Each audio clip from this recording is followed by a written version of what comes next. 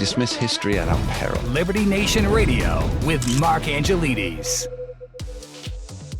And you're back on Liberty Nation Radio, heard coast to coast on the Radio American Network. I remain your host, Mark Angelides. We're continuing our conversation on Russia, Ukraine, and the Trump administration with National Security Correspondent Dave Patterson. Thanks for sticking around, Dave. Now, we discussed in the first part what the different phases of what's happening with the negotiations, I guess. The first phase was Putin and Trump in Alaska. Second phase was this last Monday with the EU leader Zelensky in D.C. The third phase being the bilateral and the trilateral meetings, if they occur. But what's the structure of a negotiated peace, do you think, between Russia and Ukraine? Well, before we get into that, you just reminded me a purely Trumpian move. You have all of the European leaders around the table and you call Putin. Yeah. I thought that was choice. Yes. And so now Putin has a little bit of a problem. He's got some pressure on now that he sees this united front. Yeah, well, there's no way that he wasn't looking at the pictures coming out or the video feeds coming out of there. I mean, let's be fair, he's probably got his own spy camera in the office. I'm kidding, of course. Maybe. So yeah, he's on signal.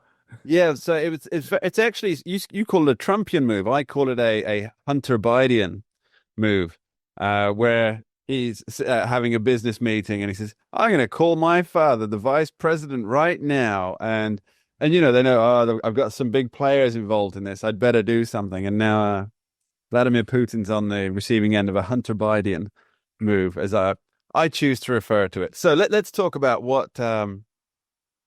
what's involved for a declaration of peace, an outbreak of peace, as it were.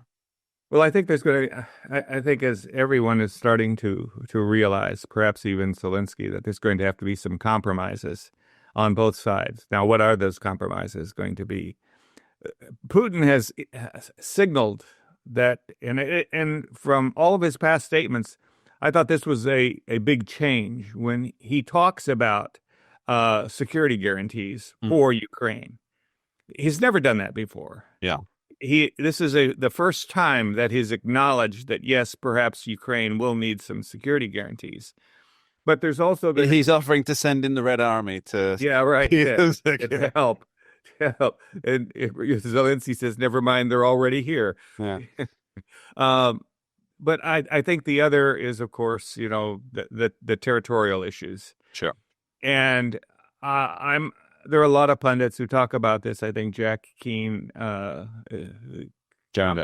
Fox, General Jack Keane, I think he's got it right that of all of the land that you might possibly consider giving up, the Donbass should not be one of them. Right. Because of the natural defense, the nature of the region. It's a natural defense. They've built bulwarks there, and it's obviously effective because the Russians in the last 12 years have not been able to break that defensive line. Although they do control parts of Donbass, right? The Donetsk. But on the eastern side. On the eastern side, right. Okay, and that's I think another consideration with Donbass is that is I mean, I think I'm right here, but that's potentially one of the richest revenue streams in terms of natural resources in the entire European area, isn't it? It is. So I mean, there's going to be that each side's going to want that, surely. Now Ukraine's not really in a position to be exploiting its own resources. Even before the war, it wasn't really doing so to a great degree. Otherwise, it would have had a lot more cash to wage the war. Let's be fair.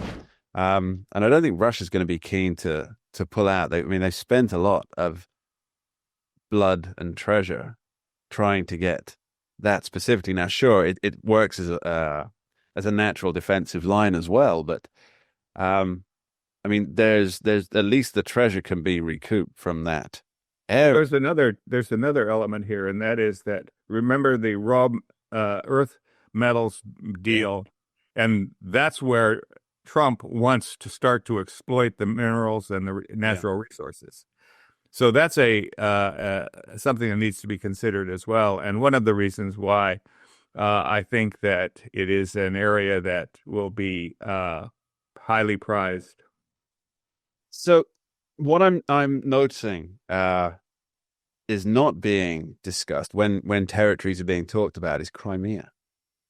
Now, naturally, that's been under Russian control since April 2014. April 2014, when Barack Obama looked the other way, as it were.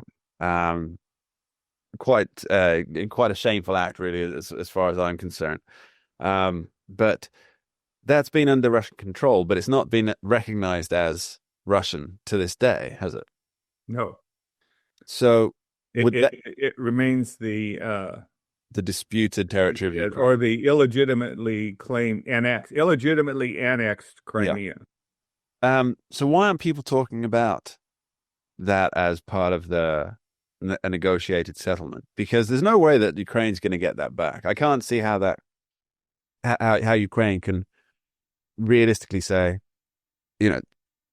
we want Crimea back, because there's a decade's worth of digging in, creating more than just a foothold by the Russians here. They've started industry there. They've started, they're pretty much transforming it as they go along, aren't they? And wouldn't some recognition that Crimea now belongs to Russia be part of any final?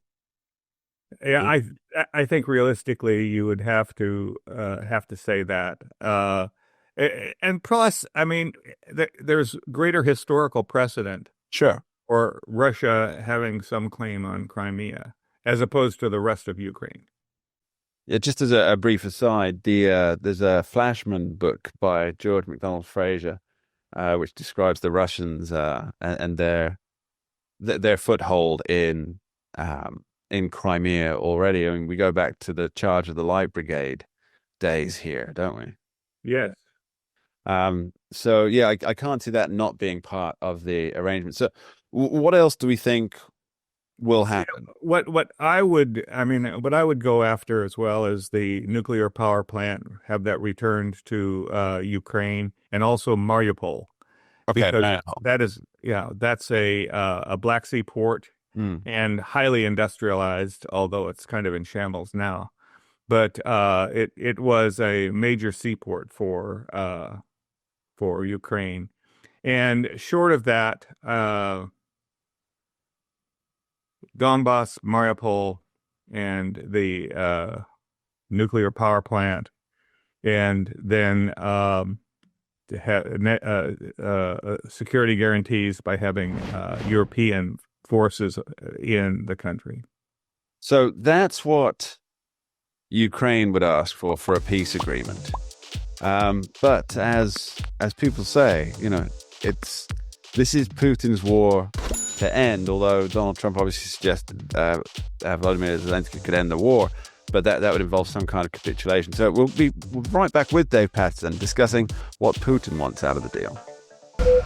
We dismiss history at our peril. Liberty Nation Radio with Mark Angelides.